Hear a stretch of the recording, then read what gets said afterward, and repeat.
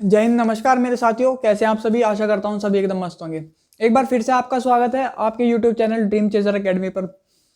तो जैसा कि हम अपना वैदिक सभ्यता को ख़त्म कर चुके थे, वैदिक लिटरेचर देख चुके थे, मतलब क्या क्या था, तो मैंने आपको बताया था उत्तर वैदिक काल में आते आते समाज में बहुत रिजिडिटी, मतलब कट्टरता आ गई थी, कठोरता आ गई थी, रिजिडिटी बहुत आ चुकी थी समाज में। तो उसको सुधारने के लिए मतलब आपके कुछ धार्मिक सुधार आंदोलनों की जरूरत पड़ी, जिसमें आपके बौद्ध धर्म और जैन धर्म आए समाज को सुधारने के लिए। तो आज हम अपना वही टॉपिक देखने वाले हैं। बौद्ध धर्म के बारे में हम पढ़ेंगे कि क्या क्या कैसे कैसे मतलब समाज में सुधार हुआ। तो आइए हम देखते हैं अपना आज बौद्ध धर्म। ठीक है दोस्तों, बौद्ध धर्म या बौद्ध दर्शन। संस्थापक इसके माने जाते हैं आपके महात्मा बुद्ध,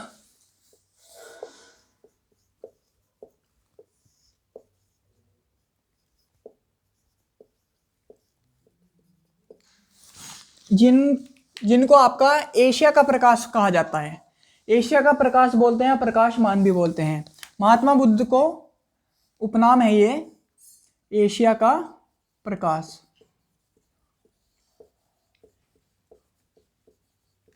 एशिया का प्रकाश या प्रकाशमान। ठीक है दोस्तों, और एशिया का प्रकाश तो आपका महात्मा बुद्ध को बोला जाता है, और आपके क्या नाम जी, विश्व का प्रकाश ईसा मसीह या जीसस क्राइस्ट को बोलते हैं। कंफ्यूज नहीं होना, क्वेश्चन आया हुआ है इससे। बचपन का नाम इनके सिद्धार्थ था। बचपन का नाम सिद्धार्थ।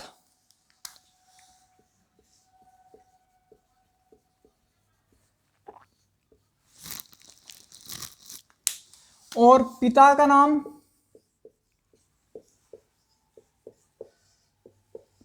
इनके हुआ करता था, इनके पिता का नाम होता था शुद्धोधन। शुद्धोधन, शुद्धोधन, जो कि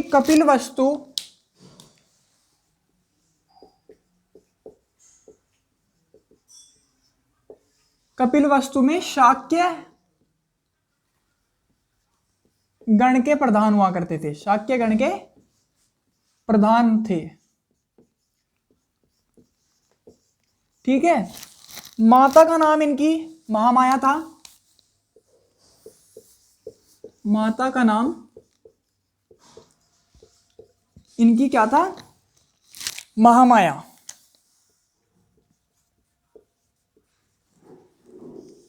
और ये आपकी थी, ये कोल्य वंश की थी इनकी माता। पिता इनके शाक्य गण के थे और माता इनकी थी आपकी कोल्य गण की कन्या या राजकुमारी।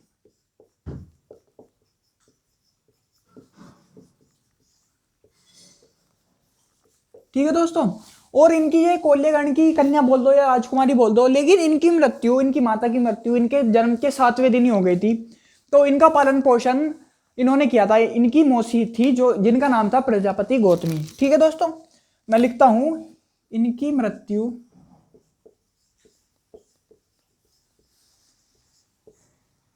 बुद्ध के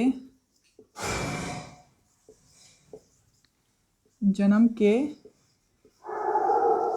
7वें दिन हो गई थी।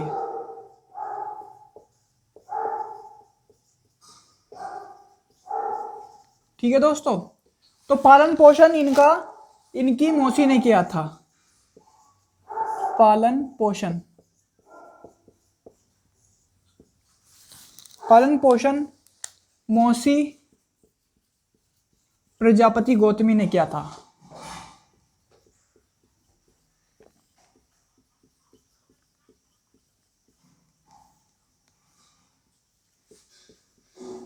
और इन्हीं को ये अपनी पहली शिष्य जो कि स्त्री के रूप में बनाएंगे। मतलब बताऊंगा मैं आगे कैसे कैसे, कि स्त्रियों को मठों में या बौद्ध विहारों में अनुमति नहीं थी, तो इनको ये वो करेंगे और पहली अपनी प्रथम भिक्षुणी इनको बनाएंगे, प्रजापति गौतमी को ही। मौसी प्रजापति गौतमी ने किया था। ठीक है भाई। माता हो गई, पिता हो गए, और इनका ले लो जन्म। जन्म स्थान क्या था, जन्म कहाँ हुआ था? जन्म इनका, विद्वानों के जन्म पे इनके मतभेद हैं। कोई कहता है 566 ईसा पूर्व हुआ था, कोई कहता है 563 ईसा पूर्व। तो मैं आपको दोनों लिखवा देता हूँ, एग्जाम में जोन सा भी ऑप्शन आपको मिले उस पर आपको टिक करना है। अगर ऑप्शन में दोनों मिले तो आपको 563 पे प्रेफरेंस देनी है, क्योंकि ज्यादातर विद्वानों के द्वारा 563 ईसा पूर्व ही माना गया है। ठीक है दोस्तों, 563 ईसा पूर्व हुआ था, और वो हुआ था आपका लुम्बिनी में। लुम्बिनी नेपाल के तराई क्षेत्र में, नेपाल के तराई क्षेत्र में हुआ था। ठीक है दोस्तों, लुम्बिनी में हुआ था, और जो कि नेपाल के तराई क्षेत्र में ही स्थित है। लुम्बिनी आपका कपिलवस्तु, जहां इनके पिता थे। ठीक है, जन्म हुआ और फिर इनकी मृत्यु 483 ईसा पूर्व, और यह हुई थी आपकी मल्लों की राजधानी कुशीनारा में।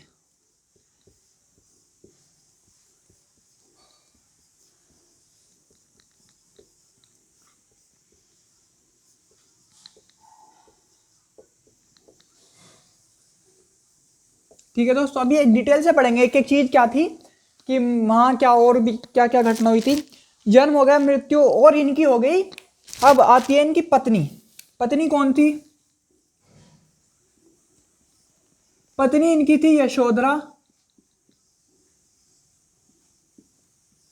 और 16 वर्ष की उम्र में इनका विवाह हो गया था भगवान महात्मा बुद्ध का। ठीक है, 16 वर्ष की उम्र में विवाह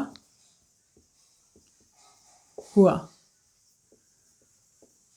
ठीक है दोस्तों, और पत्नी हो गई। इनसे इनको एकमात्र पुत्र हुआ था, जिसका नाम था राहुल। पुत्र राहुल था, और इनका सारथी, जिसपे भी एक दो तीन बार क्वेश्चन आ चुका था है, सारथी का नाम पूछा गया है। तो सारथी इनका या तो चाण या फिर चन्ना, दोनों नाम देखे गए हैं। कुछ पुस्तकों में आपका बताया गया है कि चाण नाम है, कुछ में चन्ना बताया गया है। और कुछ बेसिक सी जानकारी और पढ़ते हैं महात्मा बुद्ध के बारे में। पहले इसके स्क्रीनशॉट ले लो। महात्मा बुद्ध इसके संस्थापक थे बौद्ध धर्म के, और आपके एशिया का प्रकाश कहा जाता है, इन्हें प्रकाशमान बोला जाता है। बचपन का नाम इनके सिद्धार्थ था, पिता का नाम शुद्धोदन, जो कि कपिल वस्तु शाक्य गण के प्रधान थे। माता का नाम महामाया था, कोलिय गण की कन्या राजकुमारी थी। और क्या नाम थी? इनकी मृत्यु बुद्ध के जन्म के 7वें दिन ही हो गई थी। फिर उसके बाद इनका पालन पोषण इनकी माता की जो बहन थी प्रजापति, मौसी प्रजापति गौतमी थी, तो उन्होंने इनका पालन पोषण किया था। और मैं बताऊंगा आपको कि क्या नाम थी, प्रथम भिक्षुणी बनाएंगे वो आपका इसको ही बनाएंगे, अपनी मौसी को बनाएंगे। ठीक है, और जन्म इनके मतभेद है, और ये इनकी मृत्यु है मल्लों की राजधानी कुशीनारा में हुई। लुम्बिनी में इनका जन्म हुआ, और पत्नी यशोधरा इनकी 16 वर्ष में क्या नाम थी, वो हो गई था, इनका विवाह हो गया था। पुत्र राहुल और सारथी चाण और चन्ना। यशोधरा को कुछ अलग नामों से भी बुलाया गया है। क्या नाम जी इसका है? बिंबा और भद्रकच्छा।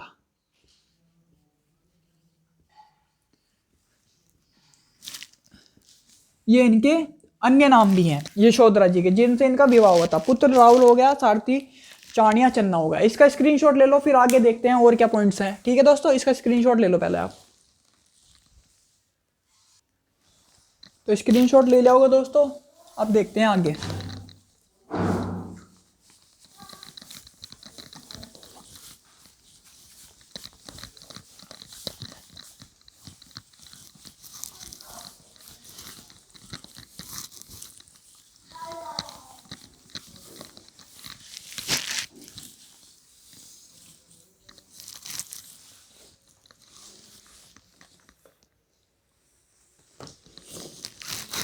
तो ऐसा हुआ भाई, अब ये तो हमने देख ली बेसिक सी जानकारी। तो जब भगवान बुद्ध का जन्म हुआ या महात्मा बुद्ध का जन्म हुआ, तो कालदेव और ब्राह्मण कौंडिन्य बताए जाते हैं कि उन्होंने भविष्यवाणी कर दी थी कि क्या नाम आपका ये जो राजकुमार है, या तो ये बहुत ही प्रतापी राजा या चक्रवर्ती सम्राट बनेगा, या तो ये बहुत बड़ा सन्यासी बनेगा। तो उनकी जो भविष्यवाणी थी वो जहाँ तक है सफल हो गई, क्योंकि भगवान बुद्ध को आज हम देखते हैं, आज भी उनकी पूजा होती है। तो ये हो गया कि उनकी ये कहावत सत्य निकल गई। कालदेव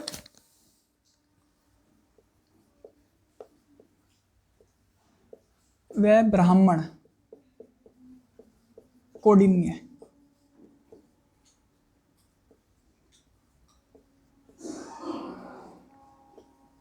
ने भविष्यवाणी की थी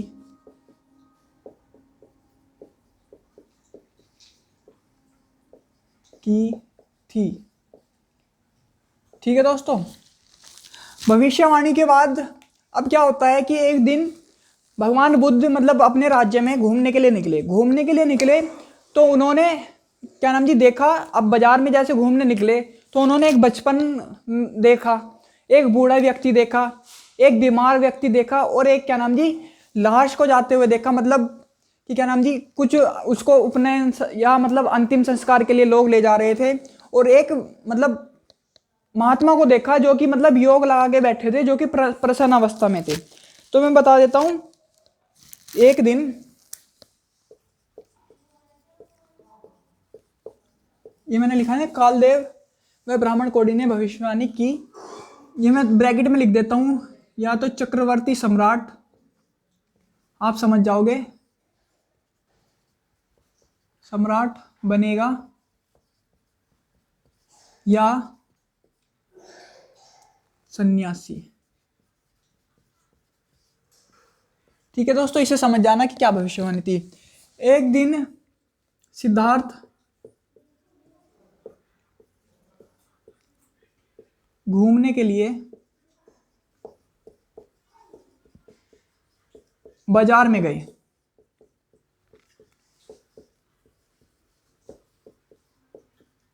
तो उन्होंने वहां देखा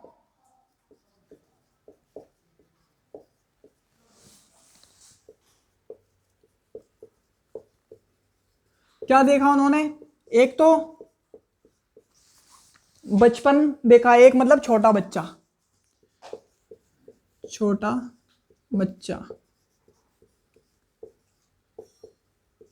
बचपन, एक देखा फिर उन्होंने बूढ़ा व्यक्ति,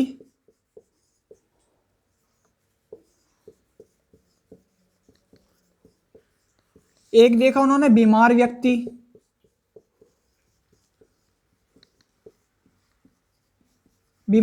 देखा, और एक देखा उन्होंने अंतिम संस्कार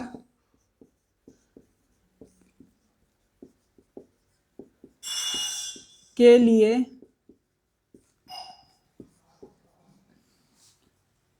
ले जाते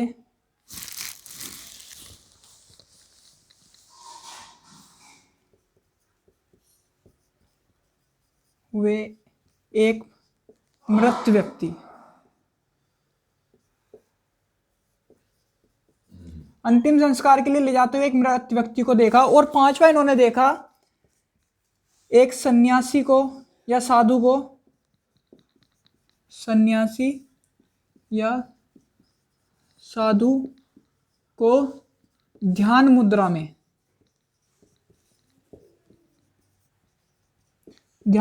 में देखा। तो यहीं से इनका मन बदल गया। इन्होंने मतलब ये देखा कि जीवन में तो कुछ नहीं है। बचपन देख लिया, बच्चा पैदा हुआ, बचपन गुजारने के बाद बूढ़ा हो जाता है व्यक्ति, बूढ़े के बाद बीमार हो जाएगा, बीमार के बाद अपना अंतिम संस्कार के लिए कुछ नहीं है। उस दिन से ही इनका मन बदल गया। इन्होंने मतलब समाज को बदलने के लिए ठान लिया। इन्होंने देखा कि समाज में कुछ नहीं है, या मतलब जीवन में कुछ नहीं है, इसी वजह से ये 4-5 स्टेज जो इन्हें देखी अपने वहां जब ये राज्य में भ्रमण करने के लिए गए थे, तो उस दिन जब इन्होंने सन्यासी को देखा तो सन्यासी अपना ध्यान मुद्रा में था। तो इन्होंने देखा कि भगवान बुद्ध ने जो मतलब सन्यासी है उसको किसी बात की चिंता ही नहीं है, कुछ भी हो रहा है वहाँ उस जीवन में कुछ भी हो रहा है उसे किसी बात की चिंता ही नहीं है। तो उस दिन से इन्होंने ठान लिया था कि अब मुझे संन्यास लेना है और मतलब धर्म मतलब समाज में धार्मिक सुधार करना है। तो ये हो गया क्या नाम जी, भगवान बुद्ध के जीवन में बदलाव हुआ। तो ठीक है, इसका स्क्रीनशॉट ले लो, फिर आगे पढ़ते हैं। धर्म चक्रवर्तन, महापरिनिर्वाण, ये एक एक स्टेज देखते हैं क्या थी। ठीक है, इसका स्क्रीनशॉट ले लो पहले, फिर आगे पढ़ते हैं।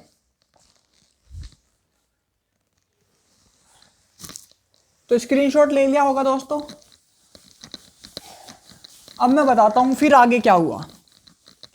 इन्होंने उस दिन से ठान ली कि मुझे अब क्या नाम जी, संन्यास लेना है और मुझे तपस्या करनी है। लेकिन इनके पिता ने इनको मंजूरी नहीं दी। फिर क्या होता है, 29 साल की उम्र में आके,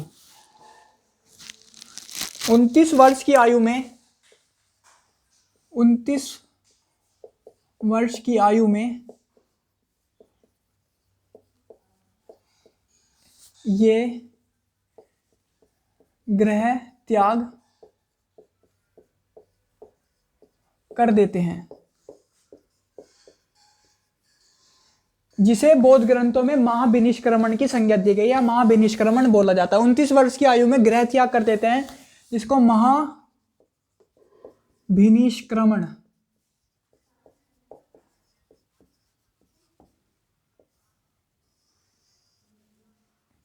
जिसे महाविनिष्क्रमण बोला जाता है। और महाविनिष्क्रमण के बाद जब ये घर छोड़ के निकल दिए तो इन्होंने कहा मुझे तब तपस्या करनी है। तो इन्होंने सोचा कि मुझे किसी गुरु की आवश्यकता है, जीवन में गुरु की आवश्यकता होना बहुत जरूरी है। चाहे आप किसी को भी देख लो, जिसके सिर पर गुरु का हाथ है वो जरूर एक ना एक दिन सफल हुआ है या आपके समाज में विख्यात बहुत ही उसने पहचान बनाई है। तो गुरु का हाथ होना बहुत जरूरी है, एक अच्छे मेंटर का होना बहुत जरूरी है आपके लिए। चाहे वो आपके माता पिता हो सकते हैं या आप किसी को भी मान सकते हैं, अपना गुरु मान सकते हैं। ये आजकल क्या है, इन ढोंगी बाबाओं को गुरु नहीं मानना।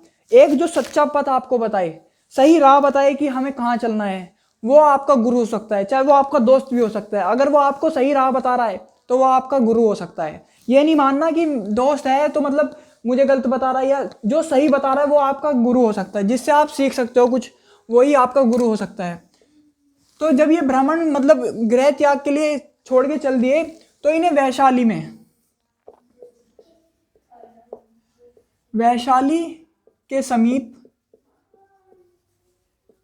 इन्हें गुरु आचार्य अलार कलाम से मिले। वैशाली के समीप इन्हें गुरु आचार्य अलार कलाम से मिले। तो ये इनके प्रथम गुरु माने जाते हैं। फिर दूसरा, ये राजगृह के पास भी एक गुरु से मिले। राजगृह के समीप ये रुद्रक रामपुत्र से मिले।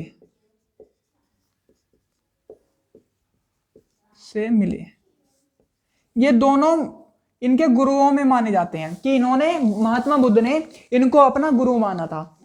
ठीक है दोस्तों, तो 29 वर्ष की आयु में जब इन्होंने घर छोड़ दिया, ये निकले, तो फिर इन्होंने अपने इन गुरुओं से शिक्षा दीक्षा ली।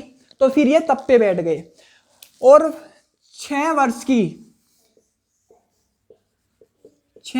की कठिन तपस्या के बाद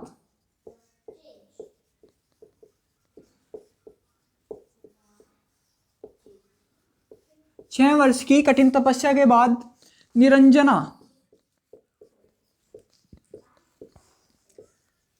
नदी, या इसको पुनपुन नदी भी बोलते हैं, पुनपुन नदी, निरंजना नदी के किनारे पीपल के वृक्ष के नीचे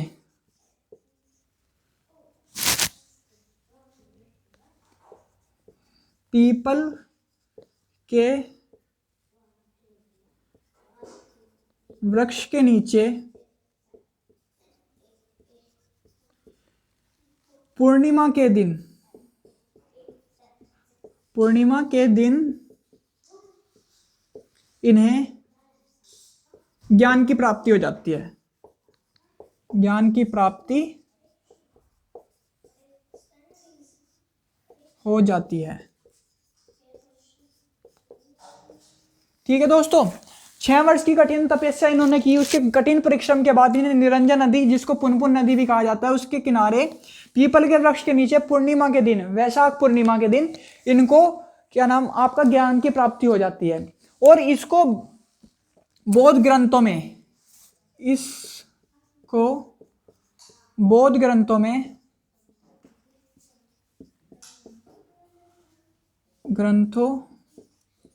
में निर्वाण की संज्ञा दी गई है। निर्वाण या बोधि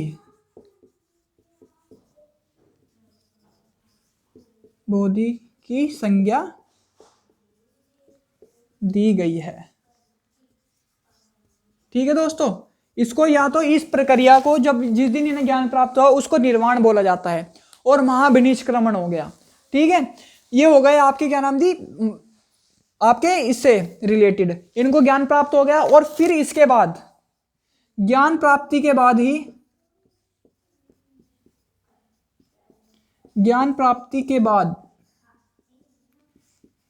ही ये बुद्ध के नाम से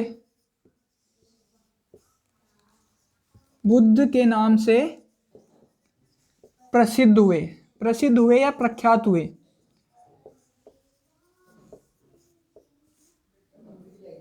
ठीक है दोस्तों, ये हो गया आपका। जब तक मतलब इनको ज्ञान प्राप्त नहीं हुआ था या ज्ञान की प्राप्ति नहीं हुई थी, तब तक ये आपका क्या नाम जी सीधा इसके नाम से, गौतम के नाम से जाने जाते थे या सिद्धार्थ के नाम से जाने जाते थे।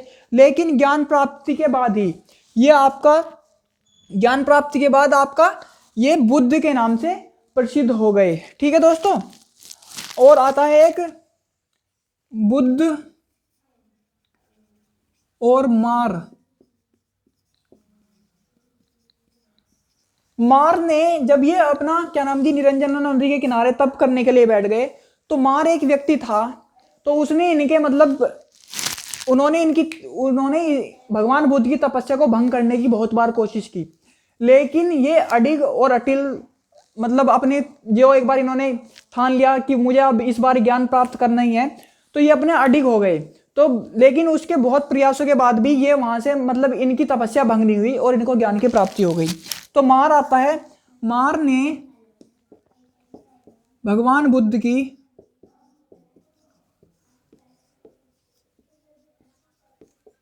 तपस्या को भंग करने की कोशिश की।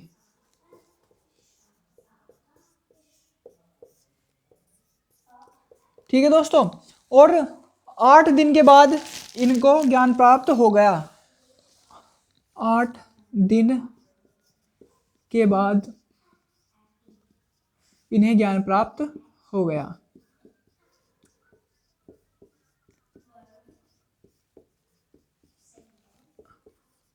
अब आप कहोगे कि इन्होंने तो 6 वर्ष तपस्या की है, 29 वर्ष के बाद 35 वर्ष की आयु में इनको ज्ञान प्राप्त हुआ है।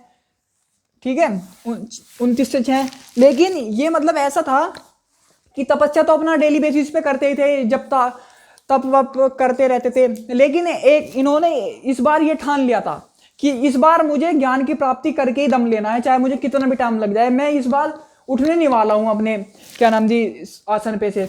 तो फिर ये जिस दिन बैठ गए पीपल के वृक्ष के किनारे या पुनपुन नदी के किनारे पीपल के वृक्ष के नीचे, तो ये बैठ गई। तो इन्होंने मार व्यक्ति था एक, उसने इनको बहुत परेशान किया, तपस्या इनकी भंग करने की कोशिश की, लेकिन वो करता रहा। ये अपना अडिग थे, अपना ध्यान लगा के बैठे थे। उसके 8 दिन बाद इनको ज्ञान की प्राप्ति हो गई। इसका स्क्रीनशॉट ले लो, फिर आगे कुछ पढ़ते हैं क्या क्या और इनके साथ जीवन में घटनाएं हुई। इसका स्क्रीनशॉट ले लो, फिर आगे पढ़ते हैं दोस्तों। तो स्क्रीनशॉट ले लिया होगा दोस्तों, अब आगे देखते हैं। अब भगवान बुद्ध को ज्ञान तो प्राप्त हो गया। ज्ञान प्राप्त होने के बाद अब भाई ज्ञान जब इनको मिल चुका तो ये लोगों में बांटेंगे भी, ऐसा तो है नहीं कि उस अपने पास रख लेंगे। कड़ी से कड़ी जोड़ के चल रहा हूँ दोस्तों, ऐसा मतलब जैसे मैं पढ़ा रहा हूँ ना कड़ी से कड़ी जोड़ के, ऐसे शायद आपको कोई पढ़ा रहा होगा। मतलब पढ़ाते तो बहुत लोग हैं, लेकिन ऐसे कड़ी नहीं जोड़ती जैसे मैं आपको जोड़ के खुद पढ़ता हूँ, जैसे ही आपको पढ़ा रहा हूँ। उनमें उल्टा सीधा पढ़ाते हैं या जैसे भी मतलब पढ़ाते नहीं सीक्वेंस से जो भी होता है। तो भाई अब ज्ञान प्राप्त हो गया, तो ये अब इस ज्ञान को बांटेंगे। तो अब ये जाएंगे ज्ञान को बांटने, तो ये जाएंगे सबसे पहले उरुवेला। उरुवेला, सारनाथ,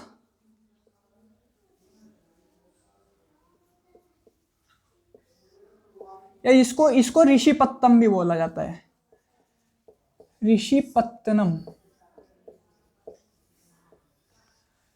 में जब इनको ज्ञान प्राप्त हो गया तो उरुवेला या सारनाथ में इन्होंने अपना प्रथम उपदेश दिया। प्रथम उपदेश 5 सन्यासियों को इन्होंने दिया। उरुवेला, सारनाथ, ऋषिपत्तनम में सर्वप्रथम 5 सन्यासियों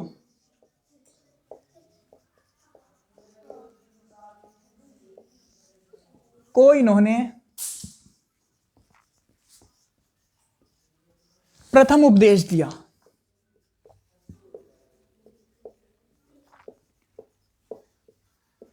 प्रथम उपदेश दिया, और जिसे बौद्ध ग्रंथों में इसको महापरिनिर्वाण कहा जाता है। ठीक है दोस्तों, महापरिनिर्वाण कहा जाता है इसे बौद्ध ग्रंथों, नहीं महापरिनिर्वाण नहीं, धर्म चक्र प्रवर्तन कहा जाता है प्रथम उपदेश को। महापरिनिर्वाण तो इनकी मृत्यु को कहा जाता है। इसे बौद्ध ग्रंथों में धर्म चक्र प्रवर्तन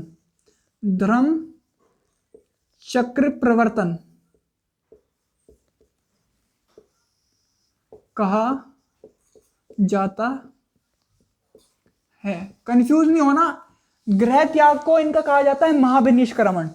जो प्रथम उपदेश दिया उसको कहा जाता है धर्म चक्र प्रवर्तन, मृत्यु को कहा जाएगा महापरिनिर्वाण, और ज्ञान प्राप्ति को कहा जाएगा बोधि या निर्वाण। ठीक है, चारों ही टर्म है और चारों टर्म पे इन पे क्वेश्चन बना हुआ है। बौद्ध ग्रंथों में इसे धर्म चक्र प्रवर्तन कहा जाता है। ठीक है दोस्तों, अब इसके बाद ये राजगृह जाएंगे। राजगृह में अब मैं आपको पढ़ाऊंगा जैन धर्म बौद्ध धर्म के बाद जनपद या महाजनपद बनना शुरू हो जाएंगे। तो महाजनपद मगध का एक राजा था बिंबिसार। बिंबिसार राजगृह में बिंबिसार इनका स्वागत करेगा। बिंबिसार स्वागत करेगा और इनका स्वागत करेगा महात्मा बुद्ध का, क्योंकि अब ये ज्ञान को बांटना शुरू करेंगे। पहला इन्होंने जो अपना दिया उसको धर्म चक्र प्रवर्तन बोला गया, जो कि आपका सर्वप्रथम क्या नाम जी सारनाथ में दिया गया प्रथम उपदेश। प्रथम उपदेश आपका सारनाथ में दिया गया, लेकिन सबसे ज्यादा उपदेश आपके दिए जाएंगे श्रावस्ती में। लिखवा दूंगा वो पॉइंट भी। ठीक है, फिर उसके बाद ये राजगृह जाते हैं। राजगृह में आपका क्या नाम जी बिंबिसार होगा, जो कि हर्यक वंश या हर्यक डायनेस्टी का राजा होगा। वो बिंबिसार इनका स्वागत करेगा और इनको वेणुवन विहार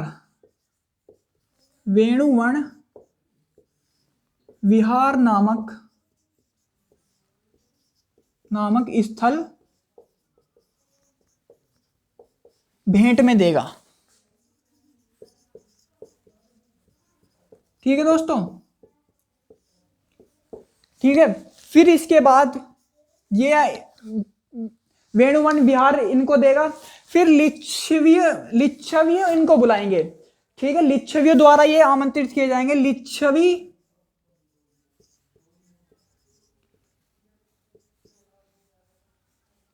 लिच्छवियों द्वारा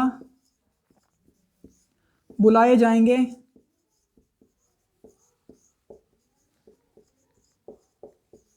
और वे लोग इन्हें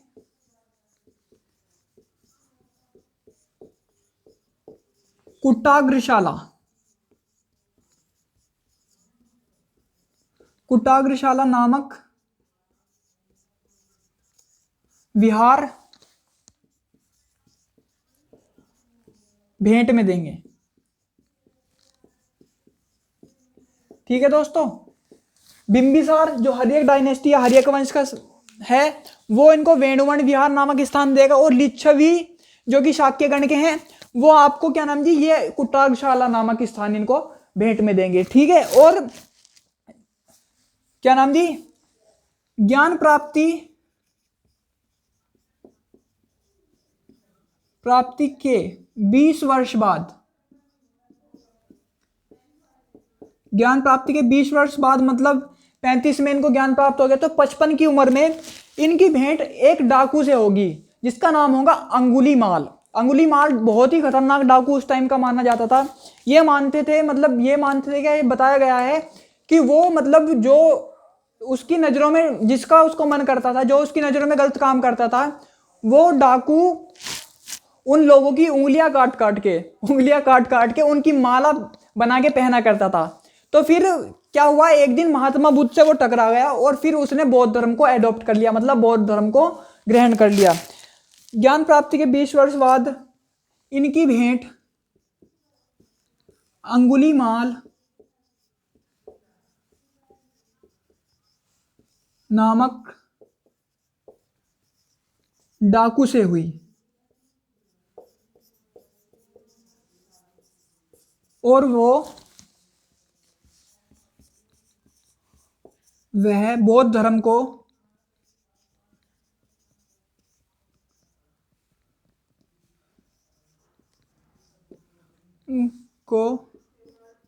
अपना लेगा। था तो वो डाकू, लेकिन बौद्ध मतलब भगवान बुद्ध की शिक्षाओं से प्रेरित होकर वो आपका क्या नाम जी बौद्ध धर्म को अपना लेगा। ठीक है दोस्तों, इसका स्क्रीनशॉट ले लो, फिर कुछ टर्म्स और देखते हैं क्या क्या हुआ फिर। ठीक है, इसका स्क्रीनशॉट ले लो पहले, फिर आगे देखते हैं क्या हुआ। तो स्क्रीनशॉट ले लिया होगा दोस्तों, अब आगे देखते हैं।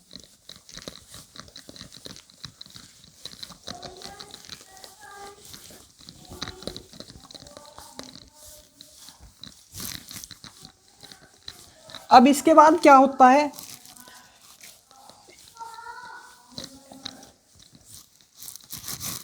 अब इसके बाद ये होगा आपका ये तपस्सु और भल्लिक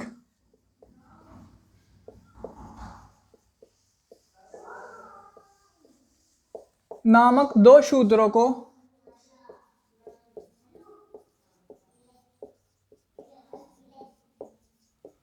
अपना शिष्य बनाएंगे।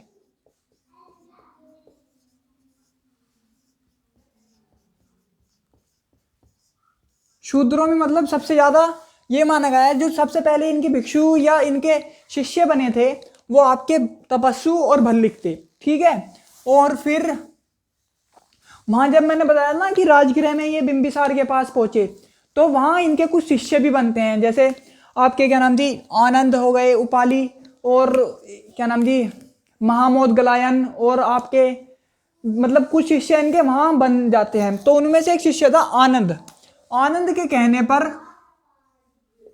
आनंद और प्रजापति गौतमी के कहने पर, जो इनकी मौसी थी प्रजापति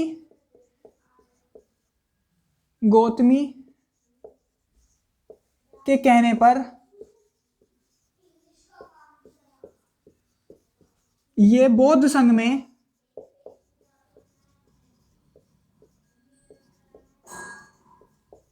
महिलाओं को भी मतलब एंट्री दे देंगे, महिलाओं के प्रवेश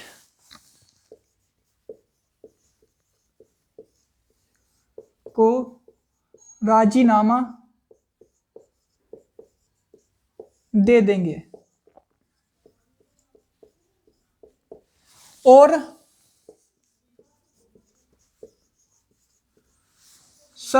प्रथम बौद्ध भिक्षुणी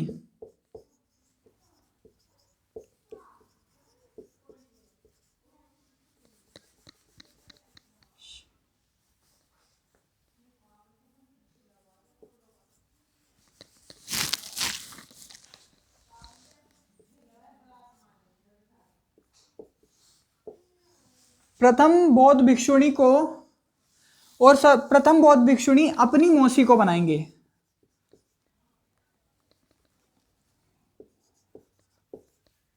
अपनी मौसी प्रजापति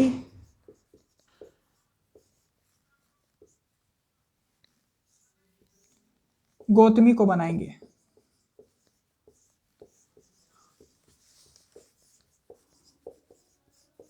ठीक है दोस्तों, ये मतलब क्यों नहीं देना चाहते थे, मतलब ऐसा नहीं है कि ये मतलब स्त्रियों का सम्मान नहीं करते थे, लेकिन इनका मानना था कि स्त्री जो है, मतलब आज के टाइम में भी ये देखा जाता है कि मतलब जो मतलब मेंस होते हैं या आदमी होते हैं, उनका स्वभाव होता है कि स्त्रियों की तरफ ज़्यादा अट्रैक्ट होते हैं। इस वजह से इनका एक मानना था कि अगर ये मतलब बौद्ध संघ अगर चलता, अगर ये मानते हैं कि अगर बौद्ध संघ कई हजारों सालों तक चलना था, या मतलब 1000 सालों तक चलना था आगे इन फ्यूचर में, तो वो मतलब क्या नाम जी, स्त्रियों की एंट्री से मतलब वो लगभग 500 साल चलेगा। ये इनका मानना था, ये इनका कहना भी था भगवान बुद्ध का। ये कहते थे कि अगर ये बौद्ध संघ आने वाले टाइम में अगर 1000 सालों तक चलना था, तो अब ये 500 सालों तक चलेगा स्त्रियों के मतलब आगमन से, या मतलब स्त्रियों को एंट्री देने से। ये मानते थे कि मतलब कहीं ना कहीं स्त्री या मतलब औरत आदमी को अट्रैक्ट करती है, और ये होता है, जेनेटिक है, मतलब माना भी गया है, मतलब माना ये गया है कि स्त्रियों मतलब पावर होती है ऐसी कि जो अट्रैक्ट करती है। ये आपने देखा भी होगा, जैसे मतलब हम जा रहे हैं और सामने से कोई लड़की आई, मैं एग्जांपल दे रहा हूं, तो हमारी मतलब नजर पड़ी जाती है, अट्रैक्ट हम उसकी तरफ हो ही जाते हैं। और ऐसा हमारे साथ ही नहीं होता, ऐसा लड़की जैसे एक तरफ से लड़की जा रही है और उधर से भी लड़की आ रही है, ये ऐसा उनके साथ भी होता है। क्योंकि ऐसा जरूर होगा कि वे दोनों आपस में भी एक दूसरे को टकराएंगी या पलट के जरूर देखेंगी, क्योंकि अट्रैक्शन फोर्स इनमें होता है। इसी वजह से वो अगर जा रही है ना, तो एक दूसरे को टकराएंगी या मतलब देख के जरूर निकलेंगी या पीछे मुड़ के जरूर देखेंगी। ये मानना था भगवान बुद्ध का कि अगर ये एक संघ 1000 सालों तक चलता, तो अब ये सिर्फ मात्र 500 सालों तक ही चलेगा।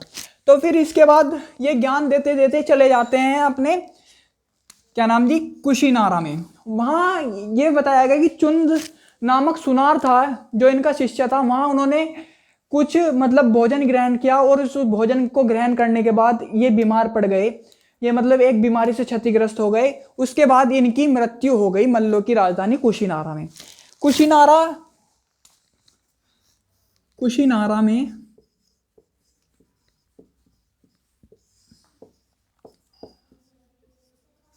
चुंद नामक सुनार के यहाँ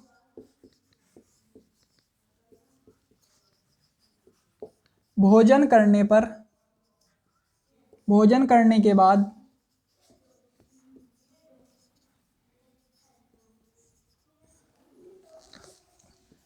वे बीमारी से पीड़ित हो गए और वहीं कुशीनारा जो कि आपकी मल्लों की राजधानी हुआ करती थी, कुशीनारा में उनकी मृत्यु हो गई। वहीं कुशीनारा में इनकी मृत्यु हो गई, ठीक है। और इस मृत्यु को बौद्ध ग्रंथों में महापरिनिर्वाण की संज्ञा दी गई है। इसे बौद्ध ग्रंथों में महापरिनिर्वाण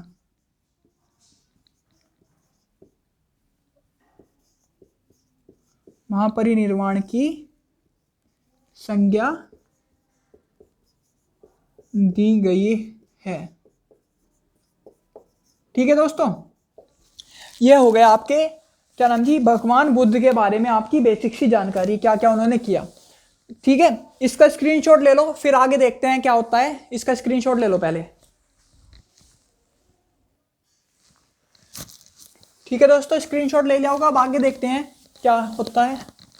अब इनकी मृत्यु हो गई, तो मृत्यु से पहले इन्होंने अंतिम उपदेश भी दिया होगा, जो कि इन्होंने अपने मतलब शिष्य को सुबुद्ध को दिया था। इन्होंने अंतिम उपदेश इन्होंने अपना अंतिम उपदेश सुभद्र को दिया था।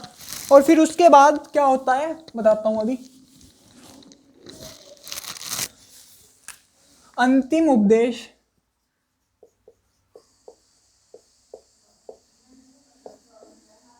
सुभद्र को दिया।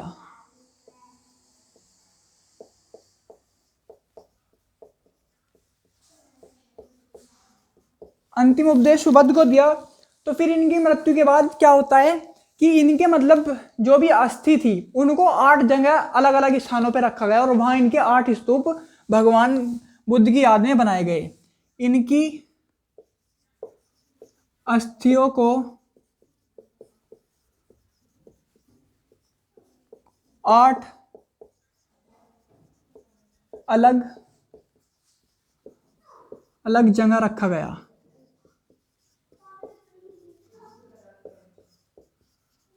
और वहां स्तूप बनाए गए 8 जगह, और वहां स्तूप बनाए गए। ठीक है दोस्तों, अब देख लेते हैं। अब ये स्तूप हो गए, अब देख लेते हैं बौद्ध धर्म की शिक्षा या दीक्षाएं क्या थी। ठीक है, तो पहले आते हैं बौद्ध धर्म के त्रिरत्न। त्रिरत्न, बौद्ध धर्म के त्रिरत्न, इसमें आते हैं आपके पहला बौद्ध, दूसरा आता है आपका धम्म, और थर्ड आता है आपका संघ। ठीक है दोस्तों, ये बौद्ध धर्म के त्रिरत्न में माने गए हैं। और बौद्ध धर्म के 4 आर्य सत्य भी हैं। बौद्ध धर्म के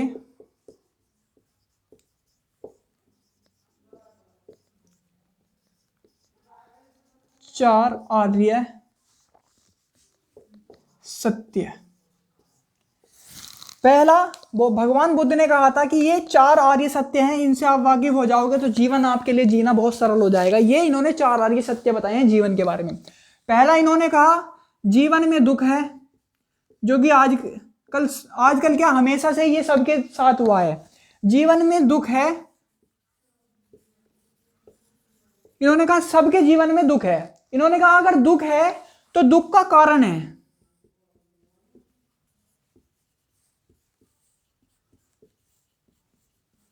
और इन्होंने मतलब जीवन में दुख होने का कारण मनुष्य की तृष्णाओं को, तृष्णा मतलब इच्छा, ये बताया गया है कि कभी भी इच्छा को अपनी बढ़ाना नहीं चाहिए। भगवान बुद्ध के उपदेश थे, यह उनका कहना था अगर जीवन में दुख है तो उस दुख का कारण आपकी इच्छा है। आप किसी से एक्सपेक्ट ज्यादा करते हो या इच्छा ज्यादा करते हो, जो कि एक टाइम पर आके पूरी नहीं होती, आप उसको फिर दुख में परिवर्तित कर लेते हो और आपके जीवन में दुख आना शुरू हो जाता है। पहला इनका था जीवन में दुख है, दुख का कारण है। दुख का कारण आपकी क्या नाम थी, इच्छा हो गई, जो कि मैं तृष्णा बता रहा हूं। तीसरा है इन्होंने अगर दुख का कारण है तो उसका निवारण भी है। अगर दुख आपके जीवन में आया है तो उसका सुझाव भी है या उसका कोई रास्ता भी है। दुख का कारण है तो दुख का निवारण भी है। दुख का निवारण भी है। और ये निवारण क्या बताया है उन्होंने, दुख अगर कारण है उसका सुझाव भी है या उसका सॉल्यूशन भी है। तो उस निवारण को बताया इन्होंने अष्टांगिक मार्ग। निवारण इन्होंने बताया अष्टांगिक